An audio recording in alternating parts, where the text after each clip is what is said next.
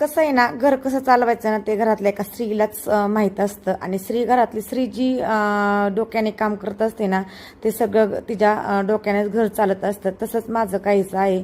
तर कसं आहे, घरात काही भाजीला नसलं ना तरीसुद्धा आपल्या घरातली एक स्त्री आहे ना, ती कधीच घरच्यांना उपाशी ठेवत नाही. तर तिनं काही ना काही करून घालत असते आणि तिचं ना ते कर्तव्य आहे, तिनं तिचं कर्तव्य ती पार पाडत असते.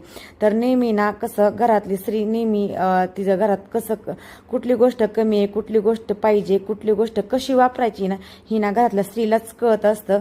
तसंच काहीसं माझं आहे. तर घरात छान अशी ना गिफ्ट आलं होतं, तर गिफ्ट ओपन करून दाखवा म्हटलं. सुंदर असं काचेचं गिफ्ट मिळालं होतं. ते ना म्हटलं चला तुमच्याबरोबर शेअर करावं. तर जी काही गोष्ट अशी ना गिफ्ट म्हणून मिळत असताना ती ना माझ्या पल्लवीला आणि ना वियांना ना खूप आवडीची वाटते. तर चला म्हटलं आपण ना सगळ्या यूट्यूब फॅमिलीबरोबर हे शेअर करावं. तर छान असं ना काचेचा मग मिळाला होता आणि ना असं काही गिफ्ट आलं ना तर खरंच मी ना असं लगेच वापरायला काढत नाही. तर कुठली पण गोष्ट आली आणि लगेच वापरायला काढली ना तर कसं आहे, घरात ना खूप साऱ्या गोष्टी असतात वापरायला आणि प्रत्येक गोष्ट अशी वापरायला काढायची म्हटलं की लगेच सगळ्या खराब होऊन जातात. मी कधीच कुठली गोष्ट वापरायला काढत नाही आणि ना कधी पण तिना उपयोगाला येत असते. तर तिनं आपल्या घरातल्या एकाना स्त्रीलाच कळत असतं की ना कुठली गोष्ट कधी वापरायला काढायची आणि कधी तिचा वापर करायचा. तर ना छान असं गिफ्ट भेटलेलं आणि त्यामध्ये ना काचेचे ग्लास आणि काचेचा एक मग भेटला होता. जेव्हा तो आपल्याला वापरावासा वाटतो ना तेव्हा मी तो काढत असते, नाहीतर मग नेहमी कधीतरी कोणाला गिफ्ट म्हणून सुद्धा ते मी देत असते, असं काही नाही.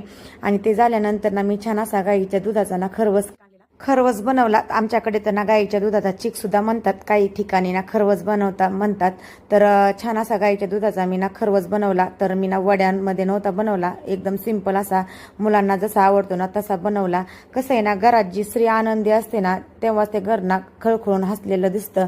बघा, एखाद्या घरामध्ये ना एखादी स्त्री एकदम नेहमी नाराज असते, त्या घरात ना कधीच प्रसन्न वातावरण नसतं.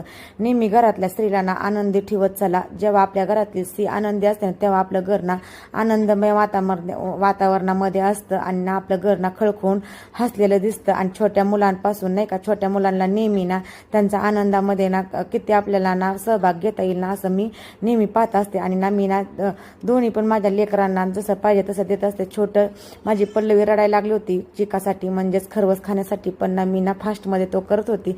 कसं आहे, तो शिजायला पण खूप वेळ लागतो. तर ना ते शिजून झालं की मी लगेच त्यांना ना ते दिलं आणि त्यांच्या पद्धतीने वागलं ना मुलांच्या, तर कधीच मुलांना नर्वस होत नाही. त्याच पद्धतीने आपण वागायचं. आपल्या घरात ना कधीच काही कमी पडत नाही. आणि छान असं पावसाचं वातावरण झालेलं. पावसाच्या वातावरणामध्ये ना छान असं माझ्या ना तुळशीचा बगीचा फुलला होता. तर कसा वाटला व्हिडिओ कमेंट करून नक्की सांगा. असेच नवीन नवीन व्हिडिओ पाहण्यासाठी चॅनलला एक लाईक करायला अजिबात विसरू नका. भेटूया एका नवीन व्हिडिओमध्ये. बाय.